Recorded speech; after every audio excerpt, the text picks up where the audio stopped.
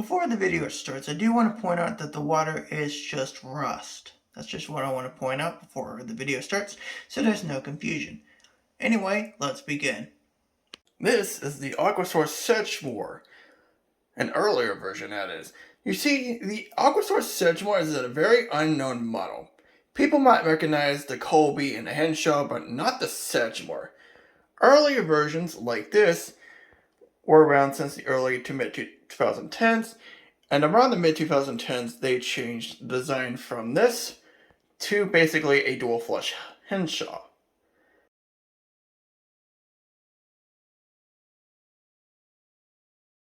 What's interesting about this toilet is it looks nothing like an Aquasource toilet. In fact, I don't think Aquasource even made this. This is basically just a generic front flusher made in Mexico, basically sold under the Aquasource brand with a dual flush tank, as you'll see there. Not many people know about this particular model, and for fairly good reasons.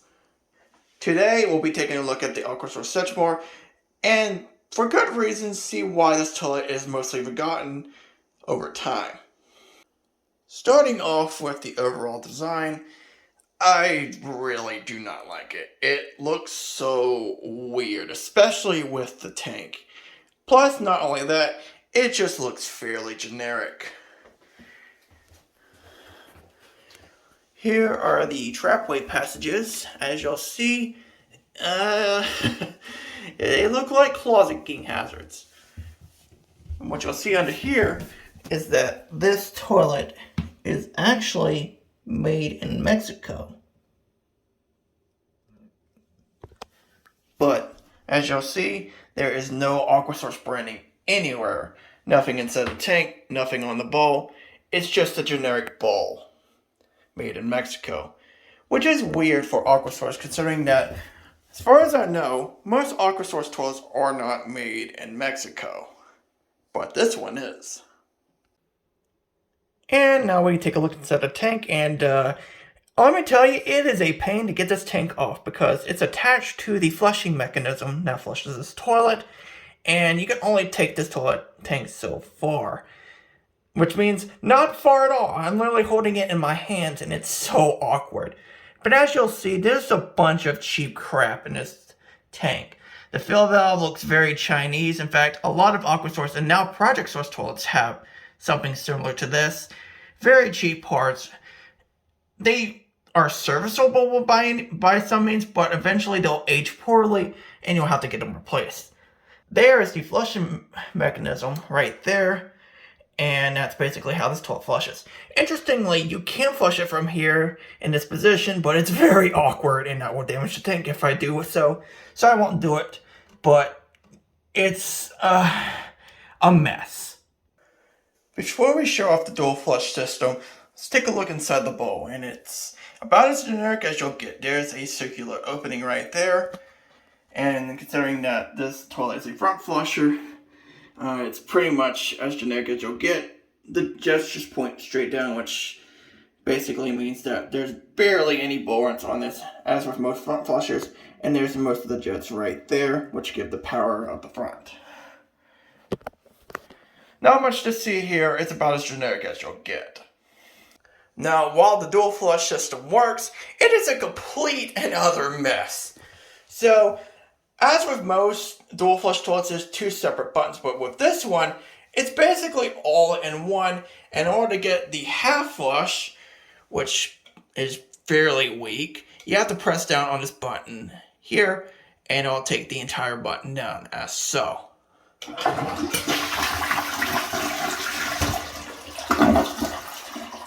That is a half flush. As you can see, the flush is pretty bad, and it won't really get much better. To do the full flush, you have to stay away from the blue button and just press down right on this section, as so.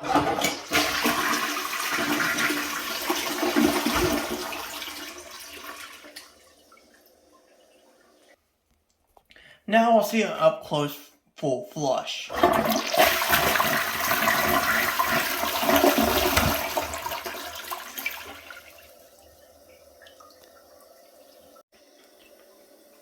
as you saw there's a lot of problems with the flush.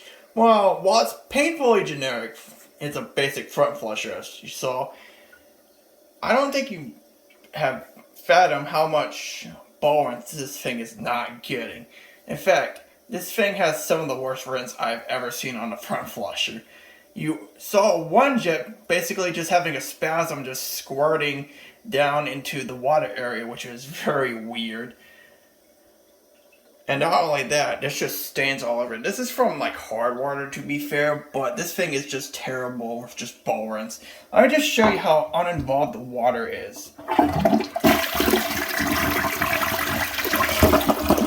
Like, weirdly there you can see some ball rinse action, but it's just basically just splashing onto the ball. As you saw in the beginning though, you saw that the rim jets were pointed straight down and not angled, which means that it's not covering the entire amount of the ball. And this is a problem with some of the more modern toilets like Color or Toto even. The jets just go straight down, and that means for terrible ball rinse. And this is just one of the many.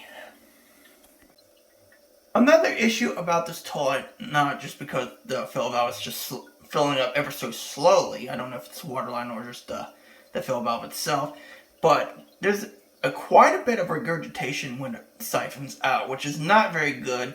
It means the pull is basically not there. I'll demonstrate right now, actually.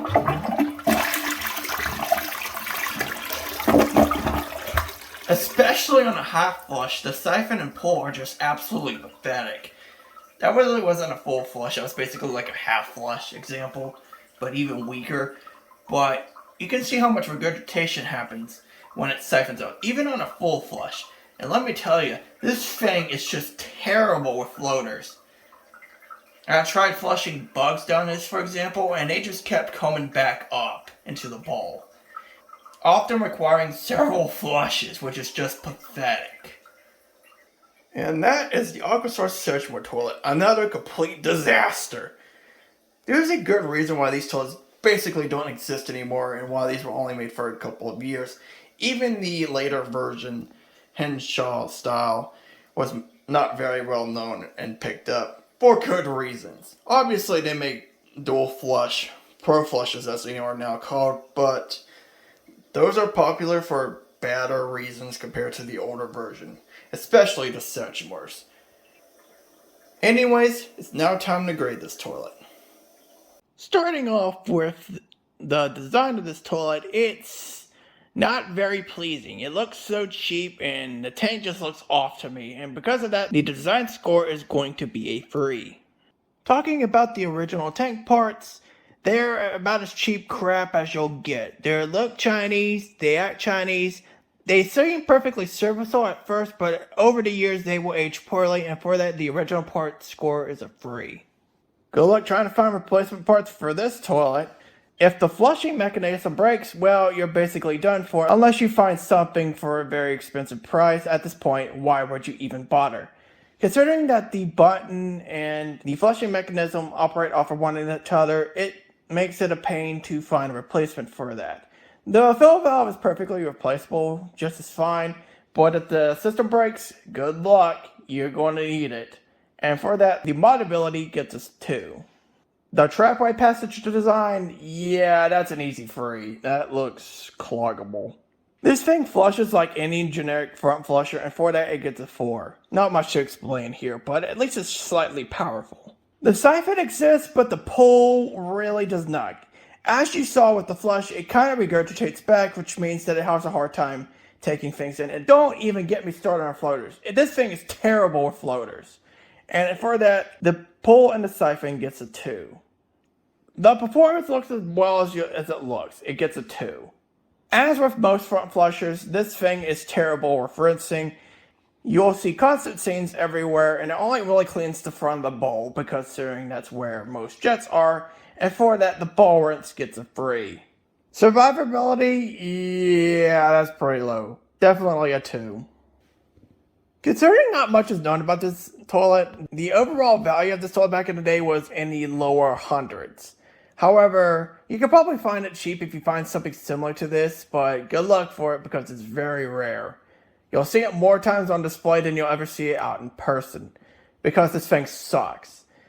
Sure, it's a cheaper toilet, and you get what you get with a cheaper toilet, but with all the obscure parts, the weirdness of this thing, the cheap design, and just the terrible overall feel of this toilet, it's just, why even bother? It's a 2. And that means the overall score of the Aquasource Sedgemore is 26 out of 100. Yeah, I should explain anything else about why this toilet sucks. It's cheap, it's awkward, everything about it sucks, the quality sucks, the parts sucks, the performance is a joke, the board sucks. Everything about this toilet sucks. And there's a damn good reason why this toilet is rare nowadays.